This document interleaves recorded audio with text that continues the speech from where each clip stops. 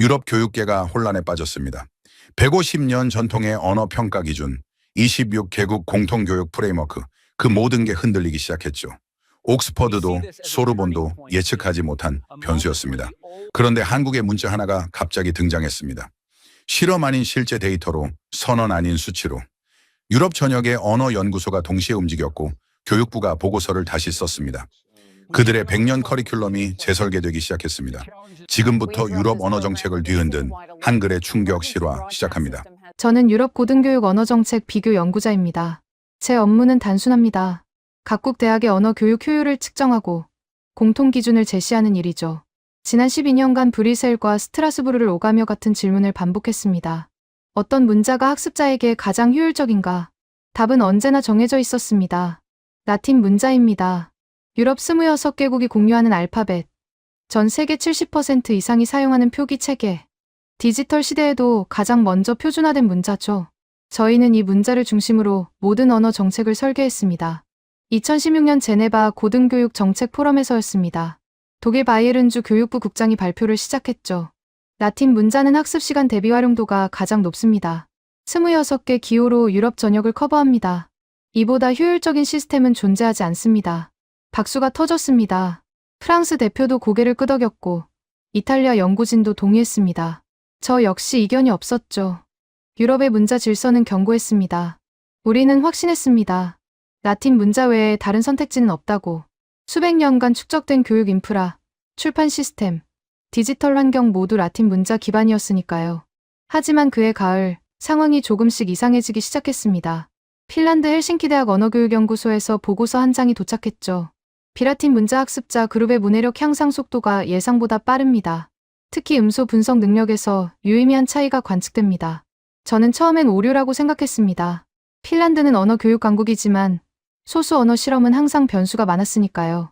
표본이 작거나 교사의 역량이 특출나거나 커리큘럼이 특수하거나. 저는 보고서를 서랍에 넣었습니다. 그런데 3개월 후 네덜란드 위트레트 대학에서 비슷한 보고가 올라왔습니다. 제2외국어 학습자 중 비라틴 문자 사용자의 오류 수정 속도가 평균 19% 빠릅니다. 음운 구조 이해도 역시 통계적으로 유의미한 차이를 보입니다. 이번엔 무시할 수 없었습니다. 위트레흐트는 유럽에서 손꼽히는 언어학 연구 기관이었고 데이터 신뢰도가 높았으니까요. 저는 보고서를 다시 읽었습니다. 문자 종류는 명시되지 않았습니다. 다만 음소 대응 구조가 명확한 표기 체계라는 표현만 반복되었죠. 2017년 봄 프랑스 파리 소르본 대학에서 세 번째 보고서가 제출되었습니다. 동일 조건 학습자 그룹 실험 결과 특정 문자 사용자의 발음 정확도가 라틴 문자 사용자보다 평균 22% 높았습니다. 음소 인식 테스트에서도 오답률이 절반 수준입니다. 이제 패턴이 보였습니다. 핀란드, 네덜란드, 프랑스. 세 국가 모두 독립적으로 실험했지만 결과는 비슷했습니다. 문제는 그 특정 문자가 무엇인지 명확히 밝혀지지 않았다는 점이었죠. 저는 브뤼셀 본부에 긴급 질의를 보냈습니다. 해당 문자는 무엇입니까? 세 국가에서 동시에 관측된 이유는 무엇입니까? 답변은 예상 밖이었습니다. 한국어 표기 문자입니다. 한글이라고 부릅니다.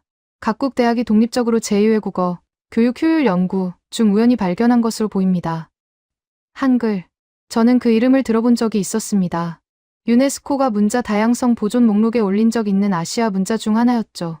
하지만 유럽 언어 정책에서 검토 대상이 된 적은 한 번도 없었습니다. 왜 갑자기 이 문자가 세계 국가의 연구소에서 동시에 나타났을까요? 저는 의문을 품었습니다. 본부의 반응은 냉담했습니다. 일시적 현상일 가능성이 높습니다. 추가 관찰이 필요하지만 정책 변경 사유는 아닙니다. 맞는 말이었습니다. 유럽의 언어 정책은 수십 년간 쌓인 데이터와 합의로 만들어진 시스템이었으니까요. 세계 대학의 실험 결과만으로 전체 구조를 흔들 수는 없었습니다. 저는 보고서를 다시 서랍에 넣었습니다. 하지만 마음 한구석이 불편했습니다. 세 국가가 독립적으로 거의 같은 시기에 비슷한 결론에 도달했다는 사실이 우연으로만 보이지 않았죠. 그래서 저는 개인적으로 자료를 모으기 시작했습니다. 한글이라는 문자의 구조가 궁금해졌습니다. 라틴 문자와 무엇이 다르길래 학습 효율에서 차이가 나타난 걸까요? 저는 온라인 데이터베이스를 뒤졌습니다. 한글은 15세기 중반 조선에서 만들어진 문자였습니다. 창제 과정이 기록으로 남아있고 제작 원리가 명확히 설명된 드문 사례였죠.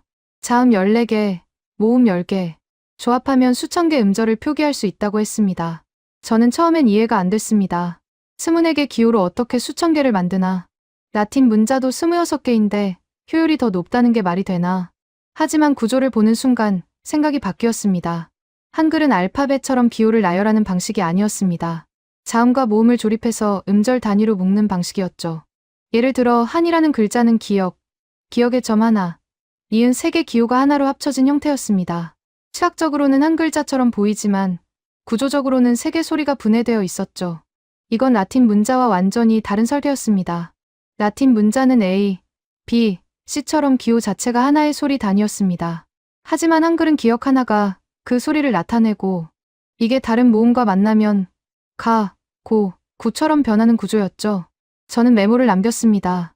음소와 표기의 대응이 1대1이다. 라틴 문자처럼 예외 규칙이 없다. 보는 순간 발음을 알 수 있다. 그렇다면 세 국가의 연구 결과가 설명됐습니다. 학습자가 문자를 배울 때 암기해야 할 예외가 적을수록 효율이 높아집니다. 한글은 바로 그 지점에서 라틴 문자와 달랐던 거죠. 하지만 저는 여전히 확신하지 못했습니다. 이론적으로 그럴듯해도 실제 교육 현장에서 검증되지 않으면 의미가 없었으니까요. 그래서 저는 이 문제를 잊기로 했습니다. 하지만 2018년 상황은 완전히 달라졌습니다. 2018년 3월 저는 독일 프랑크푸르트에서 열린 유럽 언어교육학회 연례회의에 참석했습니다. 이 회의는 유럽 26개국 교육부와 주요 대학 연구진이 모이는 자리였죠. 매년 비슷한 주제가 반복됐습니다. 라틴 문자 기반 언어 교육 개선안, 다언어 사용자 지원 정책, 디지털 교육 도구 표준화. 하지만 이번엔 달랐습니다. 회의 첫날 오후 스웨덴 스톡홀름 대학 언어학과 교수가 발표를 시작했습니다. 저희는 지난 1년간 제2외국어 학습자 450명을 대상으로 문자 학습 효율 비교 실험을 진행했습니다. 결과는 예상을 벗어났습니다. 스크린에 그래프가 떴습니다. 가로축은 학습 시간, 세로축은 문해력 점수였죠. 라틴 문자 학습자 그룹은 완만한 곡선을 그렸습니다. 하지만 다른 그룹 하나가 눈에 띄었습니다. 한글 학습자 그룹이었습니다. 곡선이 가팔랐습니다. 초반 20시간 구간에서 라틴 문자 그룹을 추월했고 40시간 이후엔 격차가 벌어졌죠. 교수가 말을 이었습니다. 한글 학습자의 평균 문해 도달 시간은 32시간이었습니다. 라틴 문자는 48시간이었죠. 오류 수정 속도도 평균 27% 빨랐습니다. 강당이 술렁였습니다. 저는 앞자리에 앉아있던 프랑스 파리 소르본 대학 연구진의 반응을 봤습니다. 그들은 고개를 끄덕이고 있었죠. 발표가 끝나자 질문이 쏟아졌습니다. 표본 구성은 어떻게 했습니까? 연령대와 모국어 배경은 통제했습니까? 교사 변수는 고려했습니까? 스웨덴 교수는 차분히 답했습니다. 표본은 18세에서 25세, 모국어는 독일어, 영어, 프랑스어로 균등 배치했습니다. 교사는 동일 인물이 두 그룹을 모두 담당했죠. 커리큘럼 시간도 동일하게 설정했습니다. 변수를 제거한 실험이었습니다. 그렇다면 결과의 차이는 문자 구조 자체에서 나온 거였죠. 저는 손을 들었습니다. 한글이 왜 빠른지 구조적 분석은 했습니까? 교수가 답했습니다. 음소와 문자의 1대1 대응이 핵심입니다. 라틴 문자는 CH가 치 소리를 내고 오유가 우 소리를 내는 식으로 규칙과 예외가 혼재되어 있죠. 한글은 그런 예외가 거의 없습니다. 보면 바로 읽힙니다. 저는 고개를 끄덕였습니다. 제가 개인적으로 조사했던 내용과 일치했으니까요. 하지만 회의장 분위기는 복잡했습니다. 독일 대표가 발언했습니다. 흥미로운 연구지만 유럽 교육 시스템 전체를 재검토할 근거는 아닙니다. 라틴 문자는 수백 년간 검증된 체계입니다. 한글은 아시아 일부 지역에서만 사용되는 문자죠. 맞는 말이었습니다. 시험 결과가 아무리 좋아도 기존 시스템을 바꾸는 건 쉽지 않았습니다. 교과서, 디지털 시스템, 교사 재교육 모두 막대한 비용이 들었으니까요. 그런데 그날 오후 상황이 바뀌었습니다. 벨기에 루뱅 대학 연구진이 추가 발표를 시작했습니다. 저희도 유사한 실험을 진행했습니다. 다만 대상은 난독증 학습자였죠. 난독증, 글자를 읽고 쓰는데 어려움을 겪는 학습 장애입니다. 유럽에서는 전체 학생의 약 510%가 이 문제를 겪고 있었죠. 연구진이 설명을 이어갔습니다. 난독증 학습자 120명을 두 그룹으로 나눴습니다. 한 그룹은 라틴 문자, 다른 그룹은 한글로 외국어 학습을 시작했죠. 6개월 후 결과를 비교했습니다. 스크린에 데이터가 떴습니다. 라틴 문자 그룹의 평균 문해력 점수는 42점이었습니다. 한글 그룹은 68점이었죠. 격차가 컸습니다. 연구진이 말했습니다. 난독증 학습자는 문자와 소리의 대응이 불규칙할수록 혼란을 겪습니다. 한글은 규칙이 명확해서 인지 부담이 적었습니다. 특히 자음과 모음이 시각적으로 분리되어 있어서 음소 분석이 쉬웠죠. 강당이 조용해졌습니다. 이건 단순한 학습 효율 문제가 아니었습니다. 장애 학습자를 위한 대한 문자 가능성이었죠. 저는 메모를 적었습니다. 한글 난독증 학습자를 위한 보조, 도구 가능성. 회의가 끝난 후 복도에서 여러 연구진이 모였습니다. 프랑스, 네덜란드, 스웨덴, 벨기에 모두 독립적으로 한글 연구를 진행한 팀들이었죠. 네덜란드 연구진이 말했습니다. 우린 이제 무시할 수 없습니다. 4개 국가에서 비슷한 결과가 나왔어요. 프랑스 연구진이 답했습니다. 문제는 정책 결정자들이 움직이지 않는다는 겁니다. 시험 결과만으론 부족해요. 스웨덴 교수가 끼어들었습니다. 그럼 규모를 키워야 합니다. 더 많은 국가, 더 많은 표본으로 재검증하는 거죠. 저는 그 대화를 듣고 있었습니다. 그리고 한 가지 의문이 들었습니다. 왜 한국은 이 연구에 참여하지 않을까? 한글은 한국의 문자였습니다. 그런데 정작 한국 연구진은 이 회의에 없었죠. 유럽이 먼저 한글의 가치를 발견하고 있었습니다. 저는 브뤼셀로 돌아와 본부에 보고서를 제출했습니다.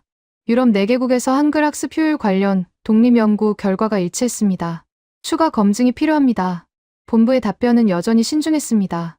관찰은 계속하되 정책 변경은 보류합니다. 더 많은 데이터가 필요합니다. 저는 이해했습니다. 유럽의 교육 시스템은 보수적이었습니다. 새로운 문자 체계를 도입하는 건 단순한 실험이 아니라 전체 인프라를 재설계하는 일이었으니까요. 하지만 연구는 멈추지 않았습니다. 2018년 하반기 오스트리아 빈대학에서 5번째 보고서가 올라왔습니다. 한글 학습자의 디지털 타이핑 속도가 라틴 문자 사용자보다 평균 18% 빨랐습니다. 이탈리아 볼로냐 대학에서 6번째 보고서가 나왔습니다. 한글 사용자의 음성 인식 오류율이 라틴 문자 사용자보다 낮았습니다. 스페인 바르셀로나 대학에서 7번째 보고서가 제출됐습니다. 한글 학습자의 제2외국어 습득 속도가 통계적으로 유의미하게 빨랐습니다. 이제 7개국이었습니다. 모두 독립적으로 거의 같은 시기에 비슷한 결론에 도달했습니다. 저는 더 이상 우연이라고 생각하지 않았습니다. 패턴이 명확했습니다.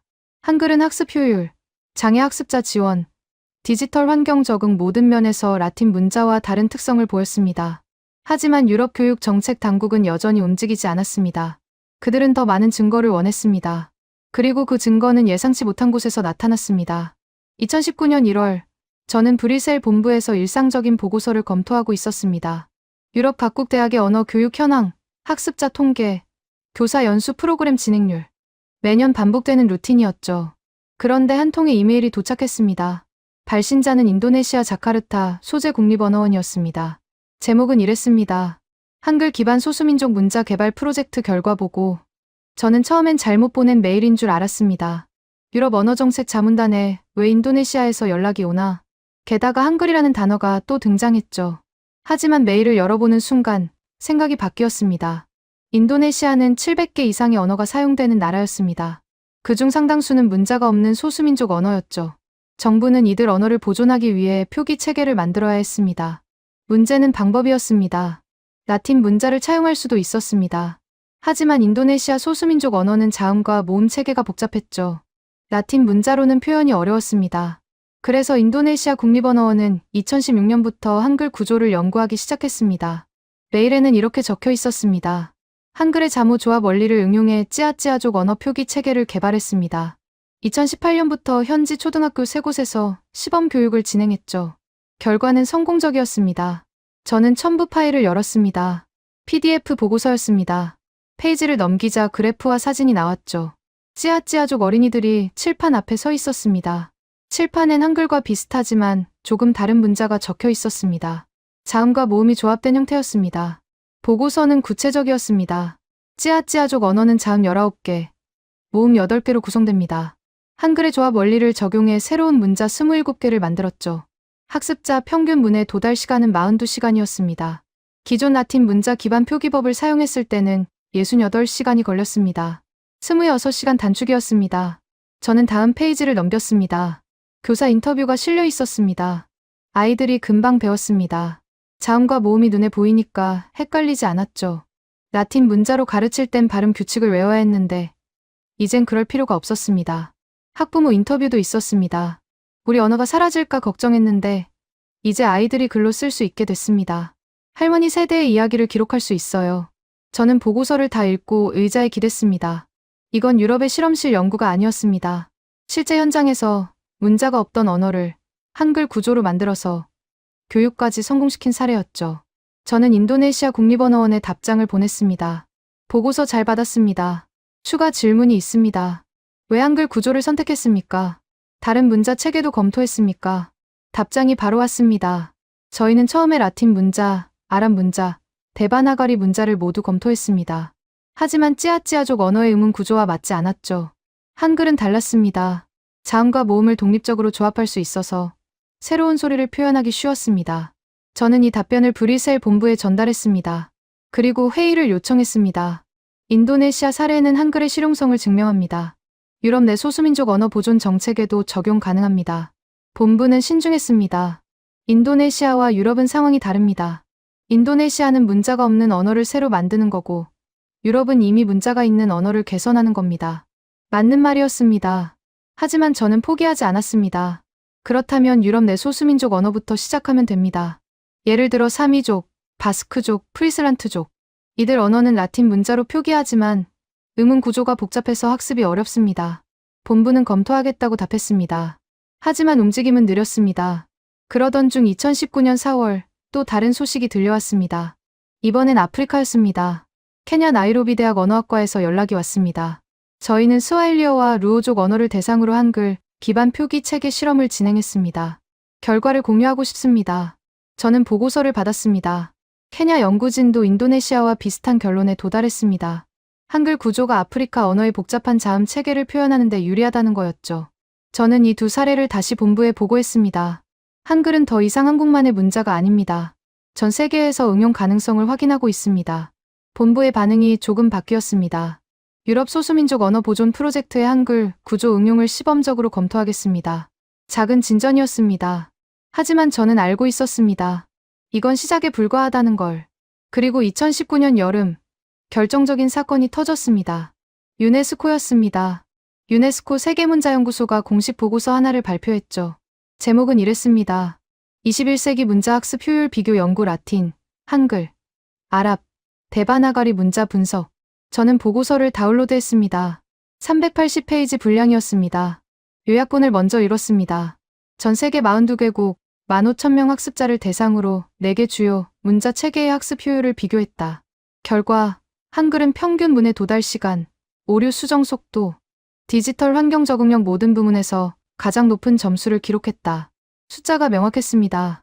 한글 평균 문해 도달 시간 34시간, 라틴 문자 52시간, 아랍 문자 68시간, 데바나가리 문자 71시간. 격차가 컸습니다. 보고서는 이유도 설명했습니다. 한글은 음소와 문자의 1:1 대응이 명확하고 시각적으로 자음과 모음이 분리되어 있어 인지 부담이 적다. 또한 조합 구조 덕분에 새로운 소리를 표현하기 쉽다. 저는 보고서를 다 읽고 브뤼셀 본부에 전화를 걸었습니다. 유네스코 보고서를 봤습니까? 이제 더 이상 미룰 수 없습니다. 본부는 답했습니다. 회의를 소집하겠습니다. 유럽 26개국 교육부 대표를 모두 부르랬습니다. 드디어 움직이기 시작했습니다. 2019년 9월 브뤼셀 유럽연합 본부 회의실에 26개국 교육부 대표가 모였습니다. 저는 회의 진행을 맡았습니다. 안건은 단순했습니다. 유네스코 보고서를 검토하고 유럽 언어 교육 정책의 방향을 논의한다. 하지만 분위기는 단순하지 않았습니다. 독일 대표가 먼저 발언했습니다. 유네스코 보고서는 존중합니다. 하지만 유럽은 라틴 문자로 수백 년간 교육 시스템을 구축했습니다. 이걸 바꾸자는 겁니까? 프랑스 대표가 거들었습니다. 문자 교육은 단순한 효율 문제가 아닙니다. 문화와 정체성의 문제죠.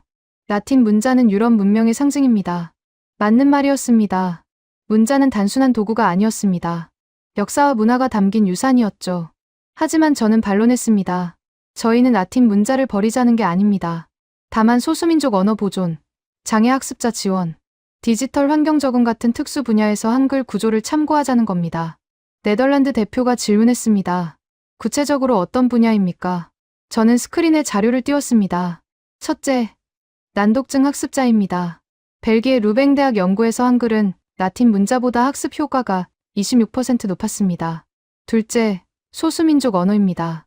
인도네시아와 케냐 사례처럼 한글 구조는 복잡한 음운 체계를 표현하는 데 유리합니다. 셋째, 음성인식 인공지능입니다. 세 번째 항목에서 회의실이 조용해졌습니다. 인공지능. 이건 예상 밖의 변수였습니다. 저는 설명을 이어갔습니다. 2019년 상반기 독일 프라운호퍼 연구소와 프랑스 국립정보학연구소가 공동 연구를 진행했습니다. 주제는 음성인식 인공지능의 문자 체계별 처리 효율이었죠. 스크린에 그래프가 떴습니다. 가로축은 문자 체계, 세로축은 인공지능의 음성인식 정확도였습니다. 한글이 가장 높았습니다. 라틴 문자보다 12%, 아랍 문자보다 19% 높았죠. 독일 대표가 물었습니다. 왜 한글이 높습니까? 저는 답했습니다. 인공지능은 음소와 문자의 대응이 명확할수록 학습이 빠릅니다. 라틴 문자는 CH, TH, OU처럼 조합 규칙이 복잡하죠.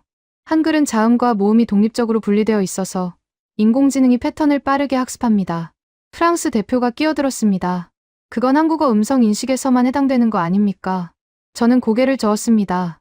아닙니다. 연구는 영어, 독일어, 프랑스어 음성 데이터를 한글 표기로 변환해서 진행했습니다. 결과는 동일했죠. 스웨덴 대표가 질문했습니다. 그럼 실용성은 어떻습니까? 유럽 언어를 한글로 표기하는 게 가능합니까? 저는 다음 슬라이드를 넘겼습니다. 스위스 추리이공대 언어공학연구소가 2019년 7월 실험을 진행했습니다. 영어 문장을 한글로 음역 표기하고 독일인 학습자에게 읽게 했죠.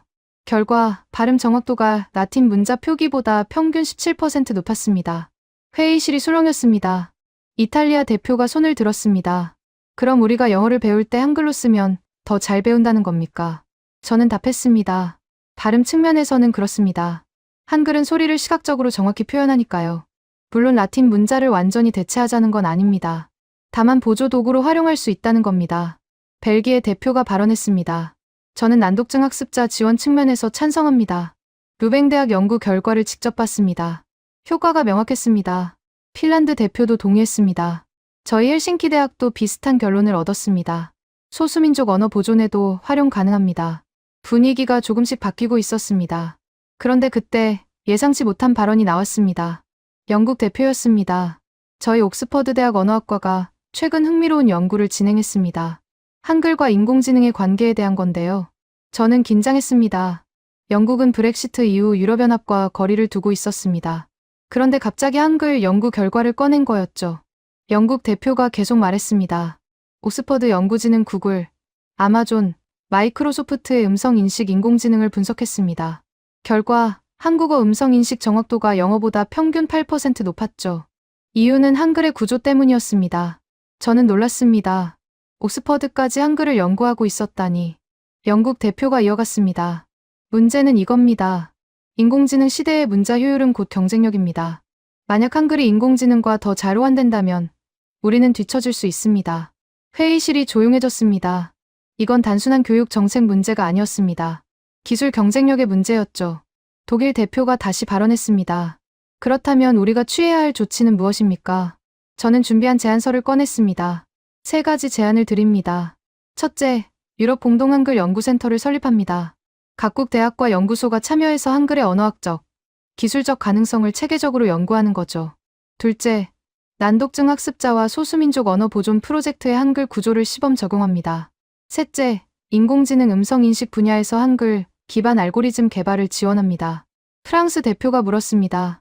예산은 얼마나 필요합니까? 저는 답했습니다. 초기 3년간 약 2,500만 유로가 필요합니다.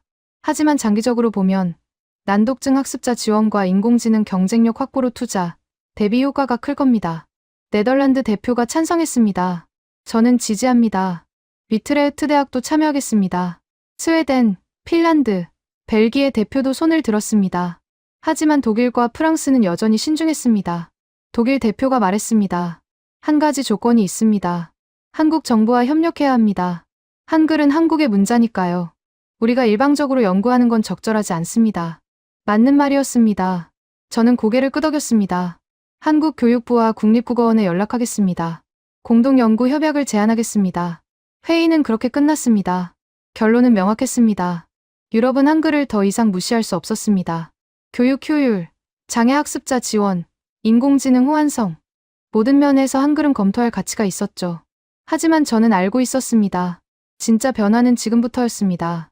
2020년 2월, 저는 프랑스 파리에 있었습니다. 유네스코 본부였죠. 세계문자연구소가 주최한 긴급 세미나가 열렸습니다. 주제는 디지털 시대의 문자 체계 재평가였죠. 40개국에서 언어학자, 교육학자, 컴퓨터공학자가 모였습니다. 저는 유럽 측 발표자로 초청받았습니다. 세미나 첫날 오전, 기조연설이 시작됐습니다. 미국 매사추세츠 공과대학 언어학과 교수였습니다. 문자는 더 이상 종이 위의 기호가 아닙니다. 디지털 환경에서 문자는 데이터이고 알고리즘이며 인터페이스입니다. 우리는 문자를 새로운 기준으로 평가해야 합니다. 스크린에 그래프가 떴습니다. 세계 주요 문자 체계의 디지털 처리 속도 비교였죠. 한글이 최상단에 있었습니다. 교수가 설명했습니다. 한글은 음소 단위 분해와 재조합이 체계적입니다. 인공지능이 패턴을 학습하는 데 걸리는 시간이 라틴 문자보다 평균 34% 짧았습니다. 저는 메모를 적었습니다. 오후 세션이 시작됐습니다. 일본 도쿄대학 연구진이 발표했습니다. 저희는 5개 문자 체계로 동일한 텍스트를 표기하고 기계 번역 정확도를 비교했습니다. 한글이 가장 높았죠. 이유는 음소와 표기의 일관성 때문입니다. 중국 베이징 대학 연구진도 비슷한 결과를 발표했습니다. 한자는 표의 문자라 음성 정보가 불명확합니다. 한글은 음성 정보가 문자에 완전히 담겨 있죠. 음성 합성 알고리즘 개발에 유리합니다. 하루 종일 발표가 이어졌습니다. 공통점이 있었습니다. 모든 연구가 한글의 구조적 우수성을 지적했다는 겁니다. 저는 복도에서 일본 연구진과 이야기를 나눴습니다. 한글 연구를 언제부터 시작했습니까? 일본 교수가 답했습니다. 2017년부터입니다. 처음엔 단순한 호기심이었죠. 하지만 데이터를 분석할수록 놀랐습니다. 한글은 설계된 문자였습니다. 설계된 문자. 그 말이 정확했습니다. 대부분의 문자는 오랜 시간에 걸쳐 자연스럽게 진화했습니다. 하지만 한글은 15세기에 특정 목적을 가지고 만들어졌죠. 누구나 쉽게 배울 수 있도록. 그 원칙이 21세기에도 작동하고 있었습니다. 세미나 이틀째, 제 발표 차례가 왔습니다. 저는 유럽의 연구 결과를 종합해서 발표했습니다. 유럽 7개국 대학에서 독립적으로 한글 학습 효율을 확인했습니다. 난독증 학습자 지원, 소수민족 언어 보존, 인공지능 호환성 모든 분야에서 가능성이 확인됐죠. 스크린에 데이터를 띄웠습니다.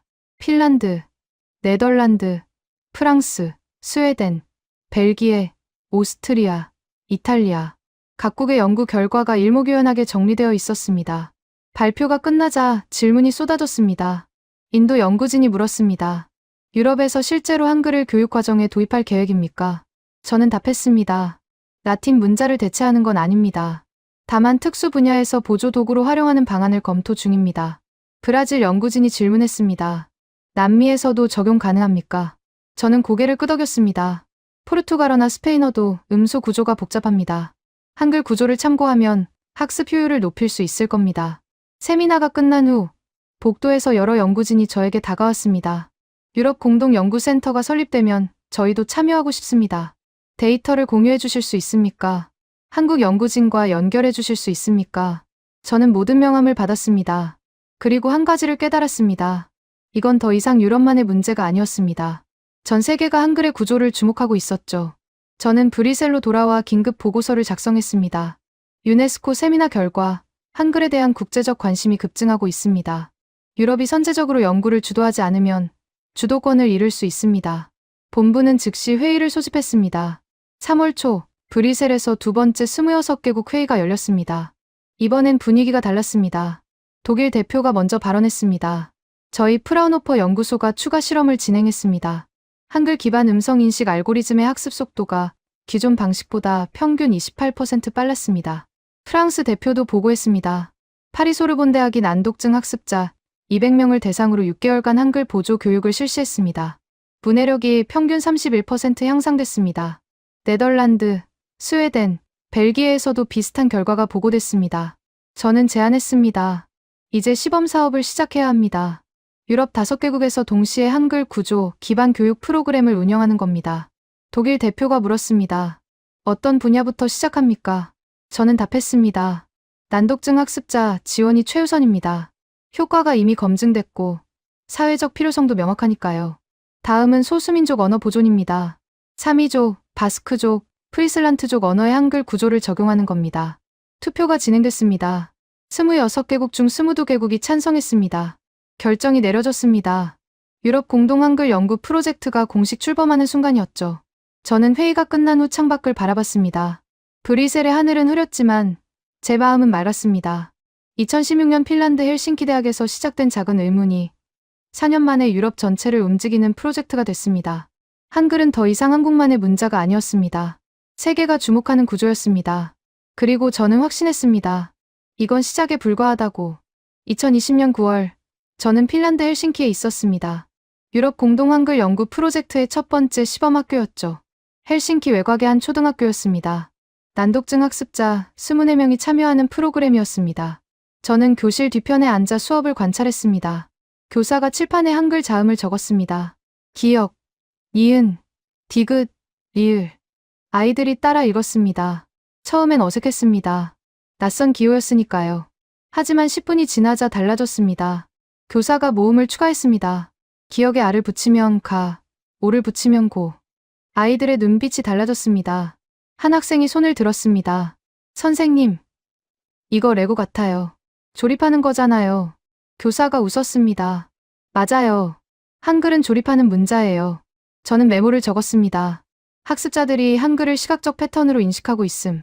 수업이 끝난 후 저는 교사와 면담했습니다. 어떻습니까? 예상대로입니까? 교사가 답했습니다. 예상보다 빠릅니다. 난독증 학습자는 보통 문자와 소리를 연결하는 데 어려움을 겪어요. 하지만 한글은 달라요. 자음과 모음이 눈에 보이니까 혼란이 적습니다. 저는 물었습니다. 구체적으로 얼마나 빠릅니까? 교사가 파일을 꺼냈습니다. 지난 3주간 데이터입니다. 학생들의 평균 음소 인식 정확도가 62%에서 81%로 올랐어요. 같은 기간 라틴 문자 교육을 받은 대조군은 64%에서 69%로 올랐죠. 19%대 5%. 격차가 명확했습니다. 저는 학생 한 명과 개별 면담을 했습니다. 9살 남자아이였습니다. 한글 배우는 거 어때요? 아이가 답했습니다. 재밌어요. 영어는 CH가 치 소리인지 크 소리인지 헷갈렸는데 한글은 안 헷갈려요. 저는 물었습니다. 왜 안 헷갈려요? 아이가 칠판을 가리켰습니다. 저기 보세요. 치는 치, 크으는 크으예요. 다르게 생겼잖아요. 저는 고개를 끄덕였습니다. 아이의 말이 핵심을 짚었습니다. 한글은 소리마다 모양이 다릅니다. 예외가 없죠. 저는 헬싱키에서 일주일을 보냈습니다. 그리고 다음 도시로 이동했습니다. 네덜란드 암스테르담이었습니다. 위트레흐트 대학 부속 연구학교였죠. 여기선 소수민족 언어 보존 프로젝트가 진행되고 있었습니다. 프리슬란트어였습니다. 네덜란드 북부에서 사용되는 언어로 약 50만 명이 사용했죠. 라틴 문자로 표기했지만 발음 규칙이 복잡해서 젊은 세대가 배우기 어려웠습니다. 연구진은 한글 구조를 응용해 새로운 표기법을 만들었습니다. 저는 수업을 참관했습니다. 15살 학생들이었습니다. 교사가 칠판에 프리슬란트어 문장을 2가지 방식으로 적었습니다. 하나는 기존 라틴 문자, 다른 하나는 한글 구조 기반 표기법이었죠. 학생들에게 읽게 했습니다. 라틴 문자는 더듬거렸습니다. 한글 구조는 유창했습니다. 교사가 물었습니다. 어느 쪽이 더 쉬웠나요? 학생 대부분이 한글 구조 쪽을 가리켰습니다. 한 학생이 말했습니다. 라틴 문자는 같은 글자인데 소리가 달라요. 근데 이건 다르게 생기면 다른 소리예요. 당연한 거잖아요. 저는 또 메모를 적었습니다. 학습자들이 한글 구조를 더 논리적이라고 인식함. 수업 후 연구진과 회의를 했습니다. 네덜란드 연구 책임자가 말했습니다. 프리슬란트어는 모음이 8개, 자음이 23개입니다. 라틴 문자로는 표현이 부족해요. 하지만 한글 구조는 충분합니다. 자음과 모음을 조합하면 모든 소리를 표기할 수 있죠. 저는 물었습니다. 학부모 반응은 어떻습니까? 연구 책임자가 답했습니다. 처음엔 낯설어 했어요. 하지만 아이들이 실제로 프리슬란트어를 읽고 쓰는 걸 보고 놀랐죠. 예전엔 학교에서 배워도 집에서 안 썼는데 이젠 자발적으로 씁니다. 저는 다음 도시로 이동했습니다. 스웨덴 스톡홀름이었습니다. 여기선 사미족 언어 보존 프로젝트가 진행 중이었습니다. 사미족은 스칸디나비아 북부에 사는 소수민족이었죠. 약 2만 명이 사미어를 사용했지만 젊은 세대는 스웨덴어를 더 많이 썼습니다. 연구진은 한글 구조를 응용해 사미어 표기법을 만들었습니다. 저는 오지 마을로 갔습니다. 인구 300명의 작은 마을이었습니다. 마을 학교에서 시범 교육이 진행되고 있었죠. 학생은 12명이었습니다. 교사는 사미족 출신이었습니다. 수업을 참관했습니다. 아이들이 사미어를 한글 구조로 읽고 있었습니다. 발음이 정확했습니다. 수업 후 할머니 한 분이 저에게 다가왔습니다. 사미어로 말했습니다. 교사가 통역했죠. 우리 손녀가 사미어를 읽어요. 제가 어렸을 때 들었던 노래를 글로 쓸 수 있대요. 감사합니다. 저는 가슴이 뭉클했습니다. 이건 단순한 교육 프로젝트가 아니었습니다. 언어를 지키는 일이었죠. 저는 12월에 브뤼셀로 돌아왔습니다. 본부에 보고서를 제출했습니다. 핀란드, 네덜란드, 스웨덴 시범 프로젝트 모두 성공적입니다. 난독증 학습자의 문해력이 평균 24% 향상됐고 소수민족 언어 학습 효율이 평균 31% 증가했습니다. 본부는 만족했습니다. 하지만 저는 알고 있었습니다. 이건 시작일 뿐이라는 걸. 2021년 1월 예상치 못한 연락이 왔습니다. 프랑스 교육부였습니다. 파리 공립학교 난독증 학습자 전체를 대상으로 한글 보조 교육을 확대하고 싶습니다. 가능합니까? 저는 답했습니다. 규모를 확인해야 합니다. 몇 명입니까? 답변이 왔습니다. 약 8,000명입니다. 저는 숨을 멈췄습니다. 8,000명. 이건 시범 사업 수준이 아니었습니다. 본격적인 정책 도입이었죠. 저는 긴급 회의를 소집했습니다. 독일, 네덜란드, 스웨덴, 벨기에 대표가 모였습니다. 프랑스 교육부의 요청을 공유했습니다. 독일 대표가 말했습니다. 저희도 마찬가지입니다. 베를린 교육청에서 비슷한 요청이 들어왔어요. 네덜란드 대표도 고개를 끄덕였습니다. 암스테르담, 로테르담, 헤이그 세 도시에서 확대 요청이 왔습니다. 저는 깨달았습니다. 현장이 먼저 움직이고 있었습니다. 교사들이, 학부모들이, 학생들이 변화를 체감하고 있었죠. 이제 정책 당국이 따라갈 차례였습니다. 2021년 3월, 저는 예상치 못한 전화를 받았습니다. 벨기에 교육부 장관실에서 걸려온 전화였죠. 긴급 회의가 소집됐습니다. 내일 오전 브뤼셀 본부로 오십시오. 저는 무슨 일인지 몰랐습니다. 다음 날 아침, 회의실에 들어서자 놀랐습니다. 26개국 교육부 대표 전원이 앉아 있었습니다. 벨기에 교육부 장관이 회의를 시작했습니다. 지난 6개월간 시범 프로젝트 결과를 검토했습니다. 현장 반응이 예상을 넘어섰습니다. 스크린에 데이터가 떴습니다. 핀란드 난독증 학습자 문해력 향상률 27%, 네덜란드 소수민족 언어 학습 효율 증가율 34%, 스웨덴 학부모 만족도 89%, 프랑스 교사 추천 의향 92%. 숫자가 명확했습니다. 장관이 말을 이었습니다. 문제는 이겁니다. 각국에서 확대 요청이 쏟아지고 있습니다. 하지만 우리는 준비가 안 됐어요. 교사 연수, 교재 개발, 예산 확보 모두 부족합니다. 독일 대표가 발언했습니다. 저희 바이에른주만 해도 난독증 학습자가 15,000명입니다. 전부 한글 보조 교육을 원하고 있어요. 하지만 교사가 부족합니다. 프랑스 대표도 거들었습니다. 파리만이 아닙니다. 마르세유, 리옹, 툴루즈 모든 도시에서 요청이 들어왔어요. 전국 규모입니다. 저는 손을 들었습니다. 단계적 확대가 필요합니다. 먼저 교사 연수 프로그램을 체계화하고 표준 교재를 개발해야 합니다. 네덜란드 대표가 물었습니다. 시간이 얼마나 걸립니까? 저는 답했습니다. 최소 1년입니다. 교사 연수만 6개월, 교재 개발과 검증에 6개월 더 필요합니다. 스웨덴 대표가 반론했습니다. 1년은 너무 깁니다. 현장은 지금 당장 필요로 하고 있어요. 회의실이 술렁였습니다. 벨기에 장관이 정리했습니다. 절충안을 찾아야 합니다. 교사 연수를 가속화하고 기존 연구진을 임시 강사로 투입하는 겁니다.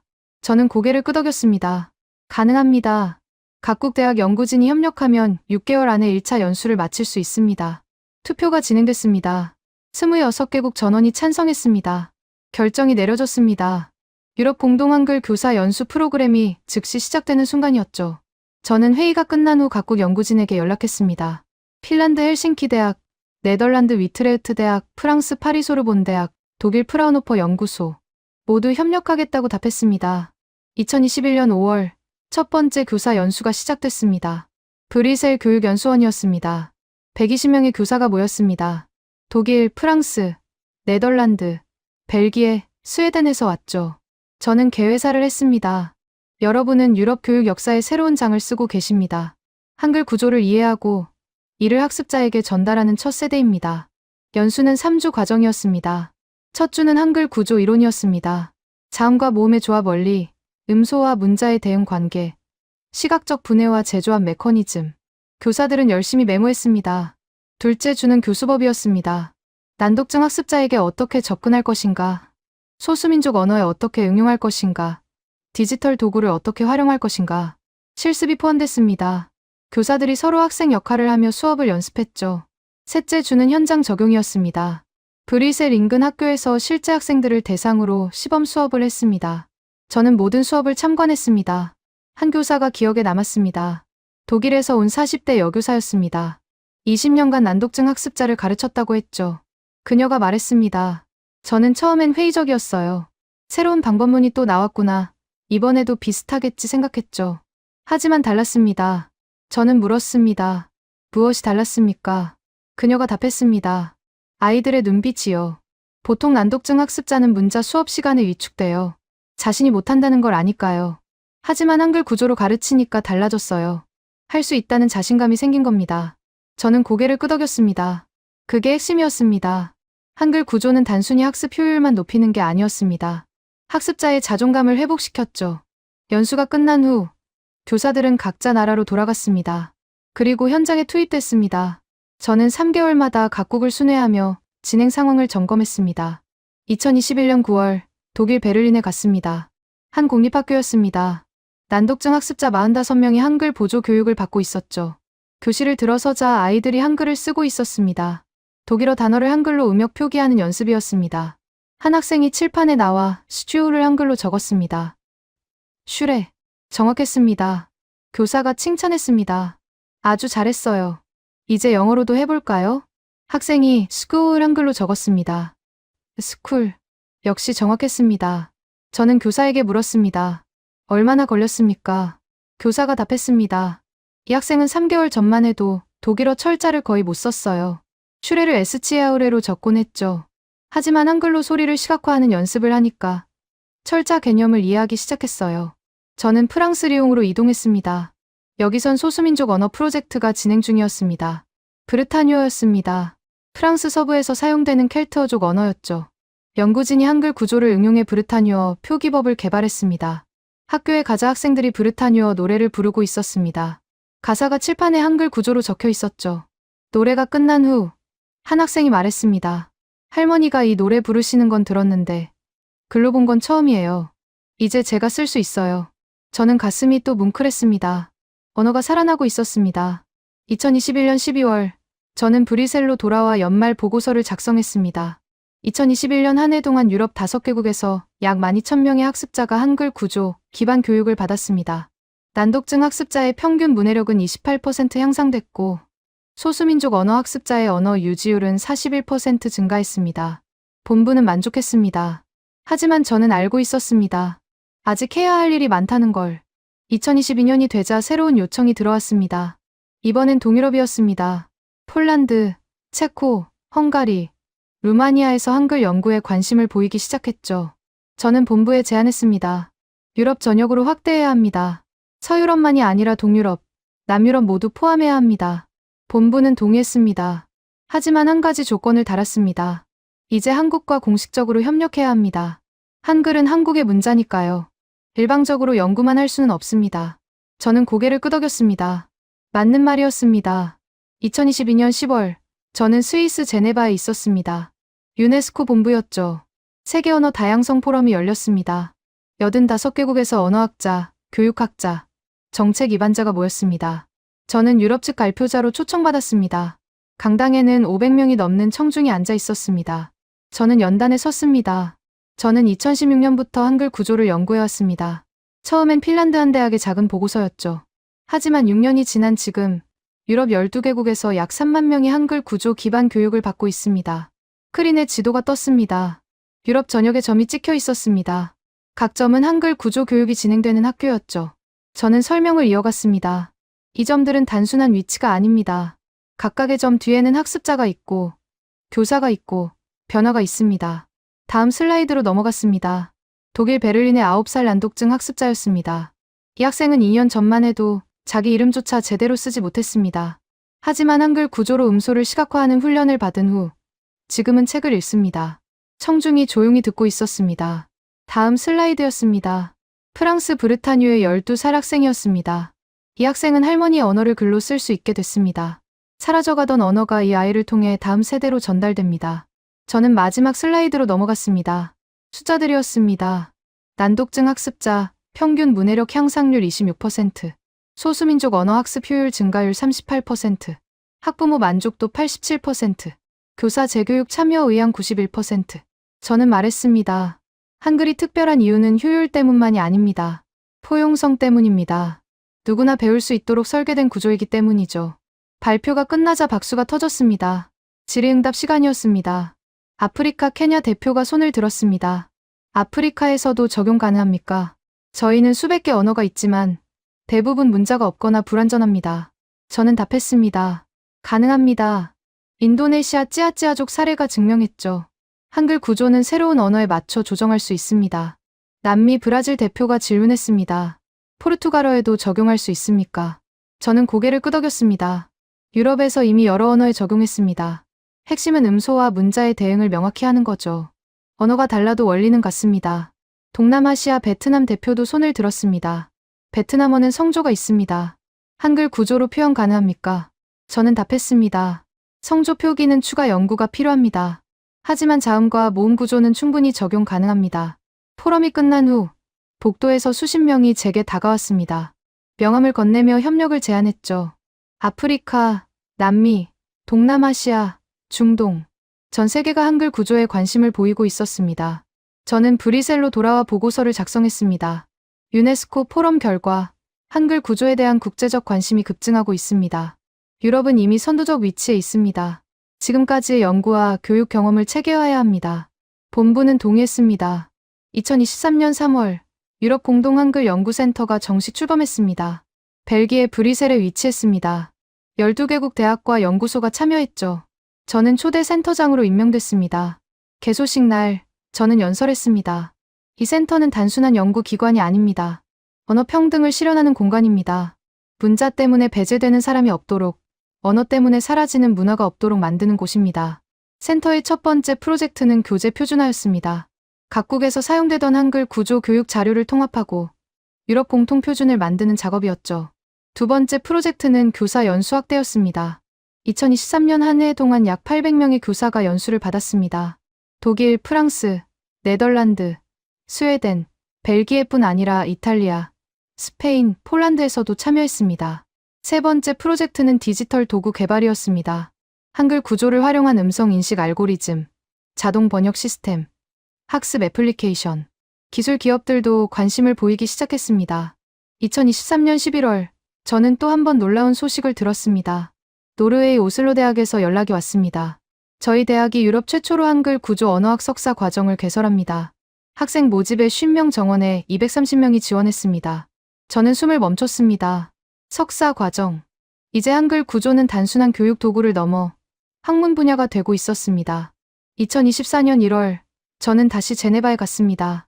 유네스코 세계문자연구소에서 특별 세미나를 개최했습니다.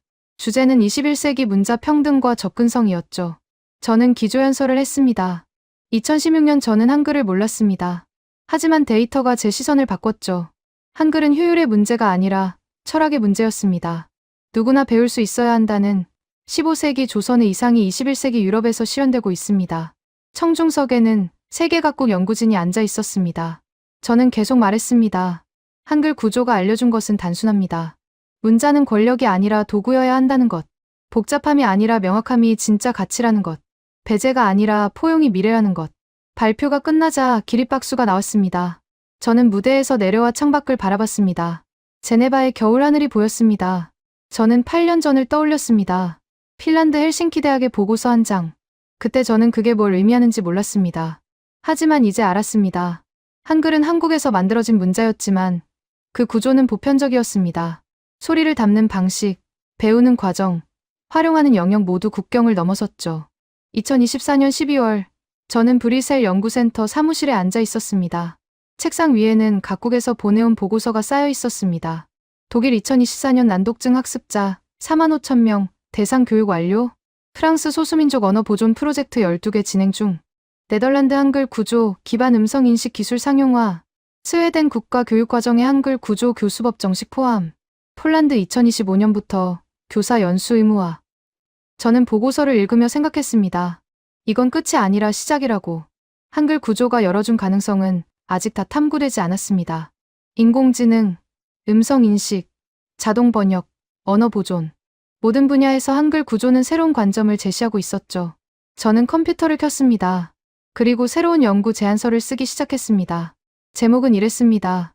한글 구조의 보편적 적용 가능성 2025에 2030 로드맵. 창밖으로 브뤼셀의 밤 풍경이 보였습니다. 유럽 각국의 불빛이 반짝였죠. 그 불빛 하나하나가 학교였고, 교실이었고, 학습자였습니다. 그리고 그 모든 곳에서 한글 구조가 조용히 작동하고 있었습니다. 누군가는 난독증을 극복하고 있었고, 누군가는 할머니의 언어를 배우고 있었고, 누군가는 새로운 가능성을 발견하고 있었습니다. 저는 키보드에 손을 올렸습니다. 그리고 문장을 쓰기 시작했습니다. 한글은 더 이상 한국만의 문자가 아니다. 세계가 공유하는 구조이다.